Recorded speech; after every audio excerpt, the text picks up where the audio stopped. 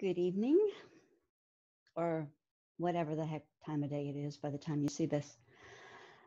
I wanted to do this tonight, to do a vlog, and it's interesting because I'm not sure exactly what I want to talk about. I just feel the need to do this. Sometimes things need to get expressed even though you don't know what they are. There's a lot of emotion going on inside me, all around me. There are times I will feel an emotion really strongly, and I won't necessarily know where it's coming from. Is it me? Is it the external world? Is it this lifetime, past lifetime, any of the above? And it really doesn't matter ultimately, because when an emotion arises, it wants to be felt. It's a funny thing about emotions. And the word emotion is kind of funny too, if you think about it. Emotion, E meaning energy. So energy in motion, emotion, emotion. And when emotion comes in, we first feel it as a somatic body experience, a sensation. So it could be anywhere in your body. You could feel it in your head. You could feel it in your throat and your chest and your gut, arms and legs, any combination of those. And we first feel it as a sensation, a raw somatic sensation. And then the brain decides, oh, that's a whatever, and it labels it. That's fear, that's sadness, that's pain, that's anxiety, that's depression, grief, surprise, joy, elation, euphoria, all different kinds of labels to go on the sensation. And it's like the brain thinks it's helping by putting a label on the emotion, as if that's going to help you feel it. But when that happens, really ultimately, that's you're mentalizing the emotion. I've heard some people call it mental masturbation. So rather than feeling it in the body as a raw sensation and just feeling it, letting it be present, being open to it being there, sometimes the brain thinks it's helping by putting a label on it, but then so we've shifted out of the body up into the head, and then we're thinking about it, we're telling a mental story about it, we're rationalizing it, we're thinking about it. And another thing that we can do with emotions is we can repress it. So we feel the thing rise up and we shove that baby down. We don't want to feel it. Usually if it's an uncomfortable emotion. Sometimes a powerfully strong positive emotion can also be a bit overwhelming, and we might numb that out a bit. And numbing out is another thing that we often do with emotions. We don't want to feel it, so we turn to a pain reliever, a glass of wine, a stronger drink, cannabis, anything to numb that thing out. We can also distract ourselves from emotions. We can get really busy. We can do something like go for a run, exercise, kickboxing, do art, do reading, have a conversation with somebody, eat. Yeah, eating, eating can be a really big, both distracting and numbing out. Comfort food. People turn to comfort food. We pretty much would rather do just about anything other than actually feel the feelings, particularly when we've determined that these feelings are negative. Isn't that interesting? And yet we live in a universe that takes both positive and negative forces in order to create the whole. We couldn't exist if there wasn't the dichotomy, the polarization of positive and negative emotion energies. And then we have the positive and negative emotions. And we seem to think that positive means good and negative means bad. Right and wrong. Yeah, what is it that Rumi says, the poet? Out beyond notions of wrongdoing and right doing, there is a field. I'll meet you there. And we can think of that within the internal landscape as well. Beyond the notion of labeling an emotion, good, bad, right, wrong, negative, positive, there is a realm of feeling, whatever the feeling is, whatever arises. And that can be tough when the emotion is a painful one. Though I've also heard it said that pain is just fear leaving the body. So when we feel the feeling, it's something that's been dislodged, locked, festering within us, usually for a very long time. And if we feel it arising, that means we can handle something we couldn't handle once upon a time. So if it's present, if it's there, be like the guest house, also by Rumi, and welcome every visitor that comes to you, whatever the emotion is. There's a trick, a tool, a mind hack of sorts that helps us to feel the feelings. It's one that I was taught about 5 or 6 years ago by my coach, Marshall. Try again, Marshall Bircher. Hey, Marshall, if you're watching. Marshall taught me this particular trick. So it's not the feeling that hurts us. My earbud wants to escape. It's not the feeling that hurts us. It's our resistance to the feeling that hurts us, that causes the discomfort. A feeling kind of has a 90-second crescendo, a wave, and then it dies down again, kind of like a birth contraction for any of you who've had babies. I've had 8, so you'll just have to take my word for it that a contraction, it feels like it's going to last forever. It really does. But it reaches the crescendo. It's like a wave, and it peaks and then it subsides again. And then there's a rest period, and then another one rises again.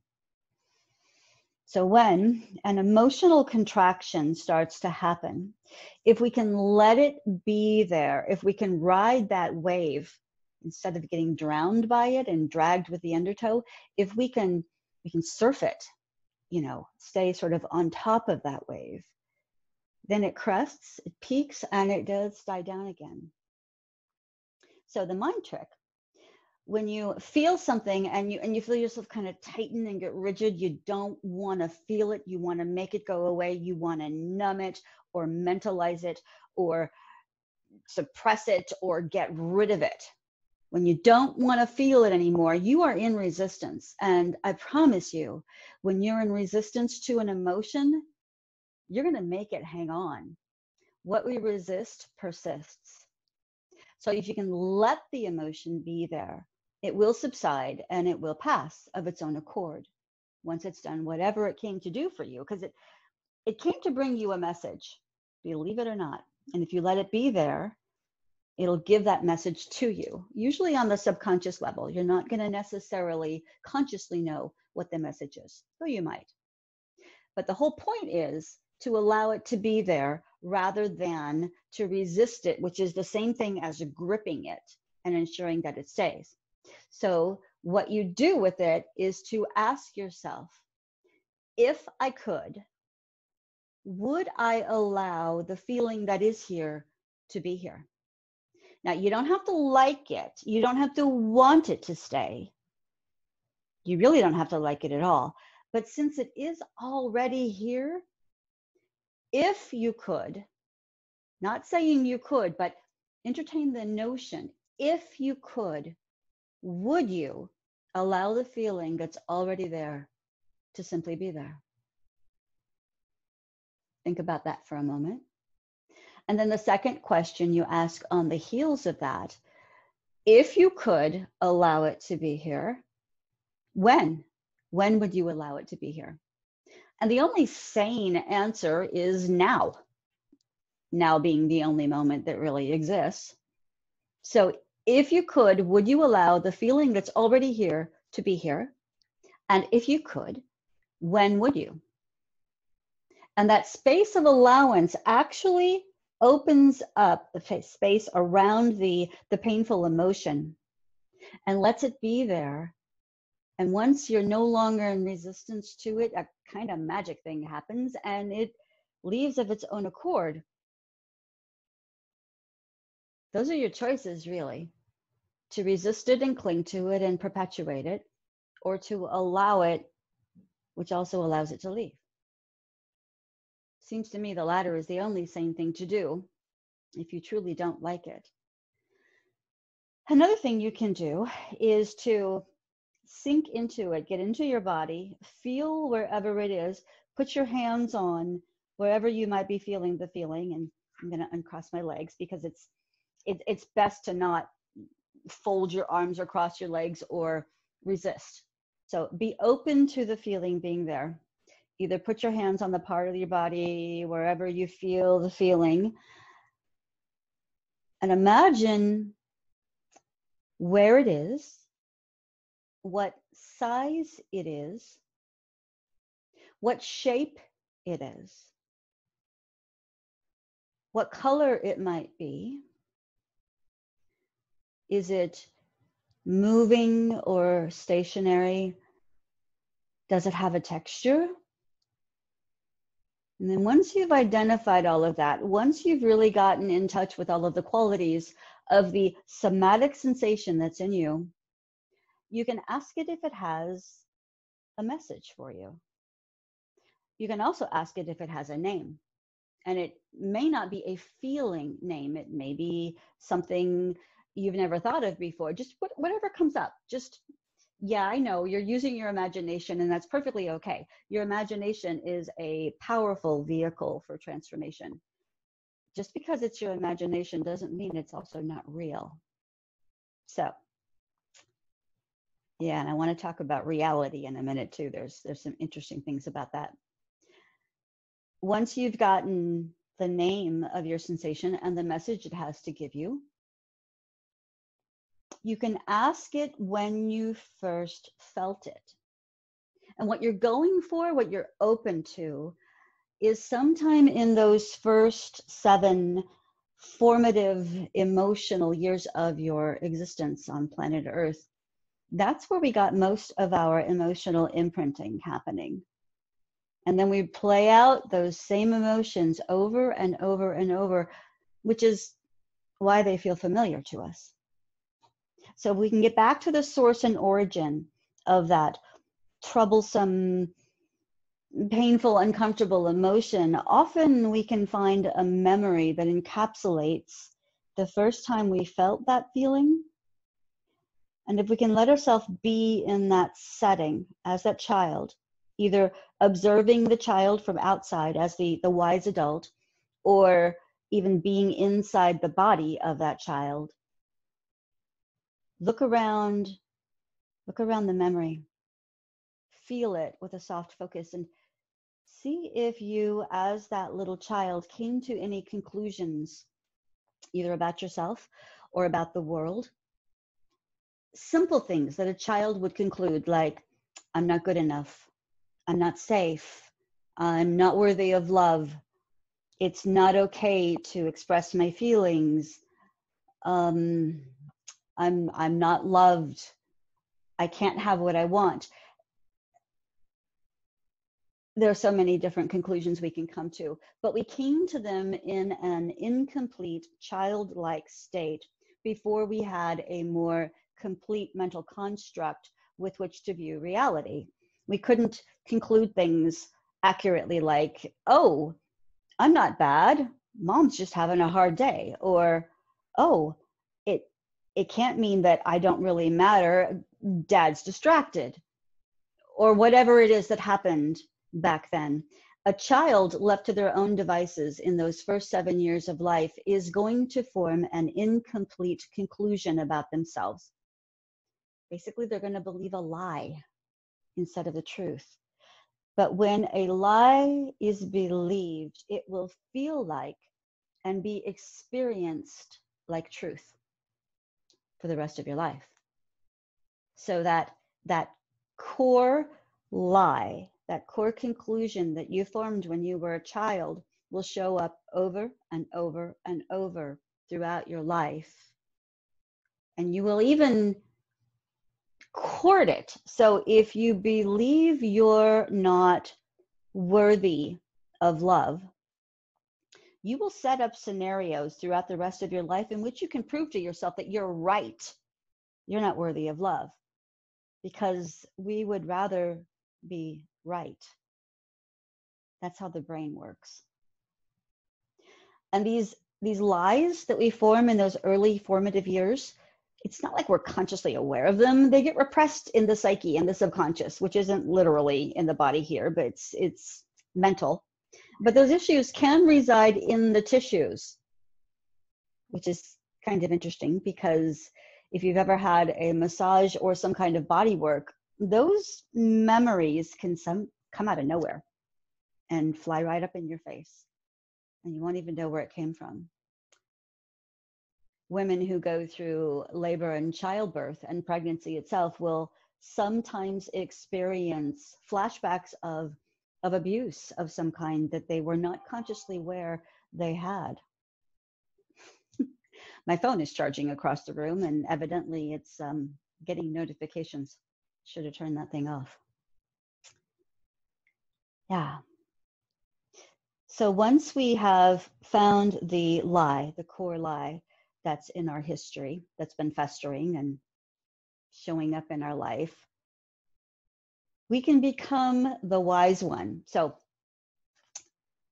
let's say you're back in the memory, you found the lie, you've determined what it is, and you're going to hold that lie up to the light of truth. And whatever is your source of truth, it could be some version of the divine, source, presence, God, some element of divinity that speaks to you, or your own wise parental self, your higher self, your soul. Whatever it is that is a source of truth for you, hold that lie up to your source of truth and ask, is it true? Is it true that I'm not worthy of being loved? Or whatever your lie is.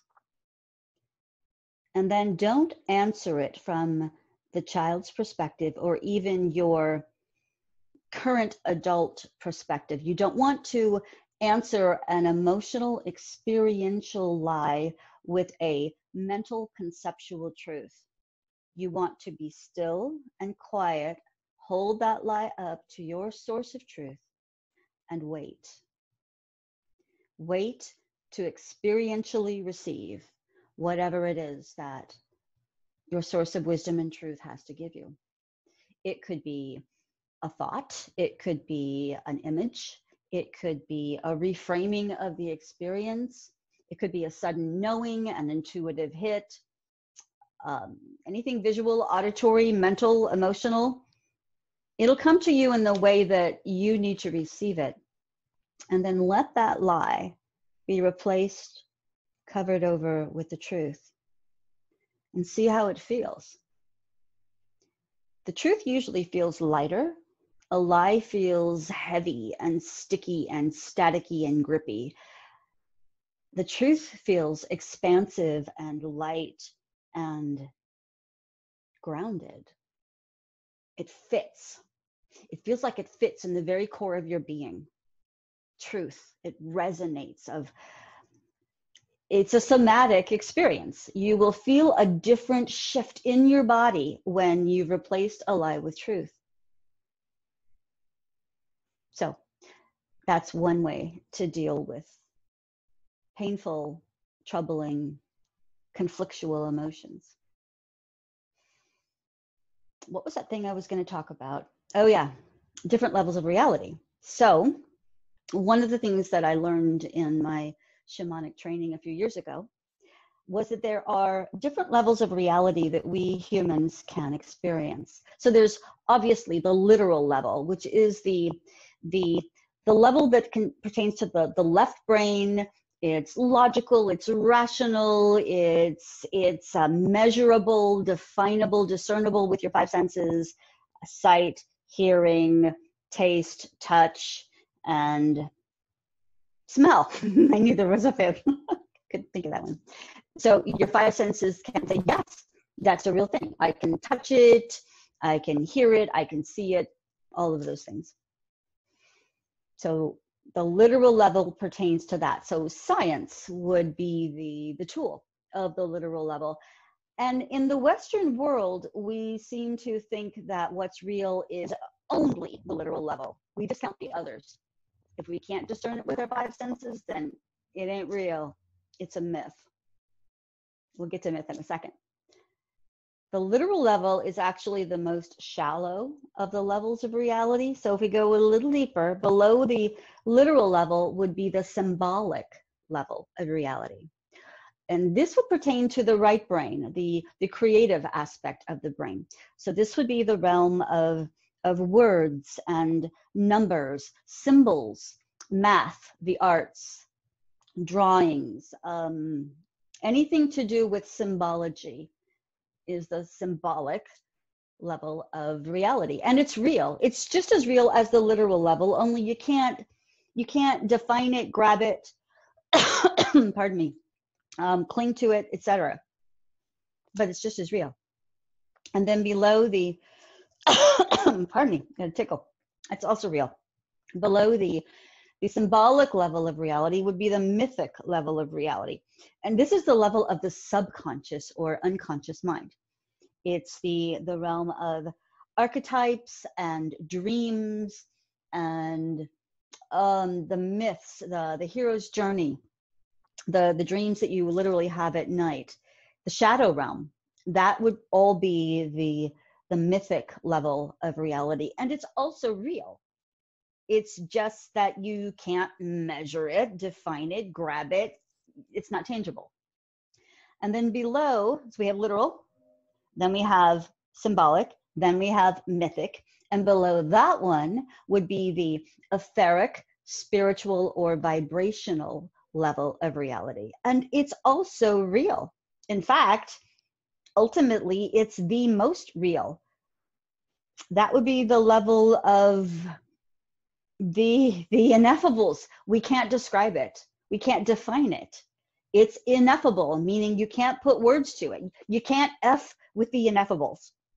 Just can't. We try really hard, but we can't. And that's the substrate of all of the rest of reality. Science is discovering that the things that we think are solid, like, you know, the things we can touch, the things that are seemingly solid, there's more space in between the molecules, and even within the atom, there's more space than substance. And that space, that etherealness, the ether, that's the ultimate reality. Some people call that God, the universe, the divine. It's the most real there is. And it permeates and penetrates everything in existence. So yeah, literal level, then the symbolic level, then the mythic level, and then underneath it all, the etheric level of reality. And they're all real. And as human beings, we can interact with all four of them, even all four at once. It's just a matter of tuning into our discernment for how we're interacting with those various levels. I find it fascinating. It's thrilling to me to be able to delve deeply into different topics rather than to stay on the surface. So I love all the levels. I am not just a spiritual being. I'm a spiritual being who's having a very material experience, a human experience. And I love materiality. I'm hearing Madonna singing Material Girl, but anyway, I do love the material realm. I came here to be a full throttle human being and have a completely enmeshed physical life. I love having a body. I love being able to interact with the material world around me. I don't disdain it. I don't see this as something just to get through, to get to some sort of afterlife. I think I worked my cosmic ass off to be here now in this lifetime at such a time as this. It's historic. I don't even know what it's going to look like to look back upon this time, the year 2020, the year of hindsight, the year of tumultuous transition. Transition. Yeah, that's the part of the birth process where you feel like you're gonna die. And I mean, seriously, there's nothing beautiful about it in that moment. I don't care what anyone around you is telling you. When you're in the middle of transition, you want them to rip your legs off if it will get that baby out. It's just whatever it takes. Talk about resistance. Yeah. But it's just before this incredible moment. So I don't know if you can imagine what it's like to get a 9-pound baby out of a very small portal, but it kind of feels like taking your lower lip and dragging it over the top of your head. It's hard to explain, especially if you're not a woman who's given birth. And even after doing it, I marvel at what the human body can do. But that moment where you're feeling like you could die, and then you're kind of afraid you won't die, and this overwhelming pressure and pain, and you are out of control, and there's not a damn thing you can do about it. There is no way to retreat and crawl back into a state of relief. You are full into the immersion of this experience. And when that head comes out, and there's the ring of fire. Oh, yes, there's the ring of fire, the burning beyond belief. And then that first shoulder gets right through. All of a sudden, there's this release. It's like this wonderful wet wiggle of liberation. And there's new life. You go from feeling like you might die and the world is awful to, oh my God, shiny, bright new life, and this world is an amazing, wonderful place. And being human, having the miracle of life is indescribable. And still now, here now, at whatever age you are, I'm 58, I'm pushing 60, I'm probably more than halfway through my life, although I would like to live till I'm 120, provided I can still be active and enjoying my earth suit and all that good stuff. I put in my request. There's no reason to not thoroughly enjoy this human experience right here, right now, in the middle of the pandemic, in the middle of economic upheaval, in the middle of uncertainty and the great unknown staring us in the eye. There is no good reason to not enjoy whatever is going on in your life, because this life is precious. This life right here, right now, the one that you're having, with all of the pain, with all of the confusion, with all of the uncertainty, with all of the unknowns, it's a miracle. It just is. And I'm reminding me of this as much as I'm reminding you. I had a meltdown last night. I spiraled into the cataclysmic downheaval, not upheaval, downheaval of a spiral of overwhelm and grief, and it was hard. And I knew what was happening when it happened. And I knew I was going to get through it. And I did. I've learned some self-care, self-comforting tricks that get me through some pretty hard stuff. And I'm a pretty damn tenacious, badass woman, because I've had to learn to be. Didn't get there overnight, didn't get there the light and easy way. I got there by being dragged down a long stretch of bad road many times in my life. I've never had suicidal thoughts, but there have been many, many times when I've gone to bed and hoped I didn't wake up in the morning, where I just wanted the pain to stop. And do you hear that? That's back to what I was talking about before, that resistance to the pain. So last night, I said yes to the pain. I said yes to the unknowns. I said yes to the feelings of missing some people that I love. I said yes to all that. And I went to sleep and I woke up and it was a new day. And I had choices. I could choose to take care of myself, to love myself through my discomfort, and to say yes to whatever life has for me without even knowing exactly what that is. I have my hopes, I have my dreams, I have really exciting things around the corner that I've wanted for a very long time. And I'm also battling my own internal voice that tells me I can't have what I want, or that which I want will be taken away. That's some of my old stuff. So I did some work on that. I still have more to do of finding that little girl inside of me who had things taken away because she wanted them.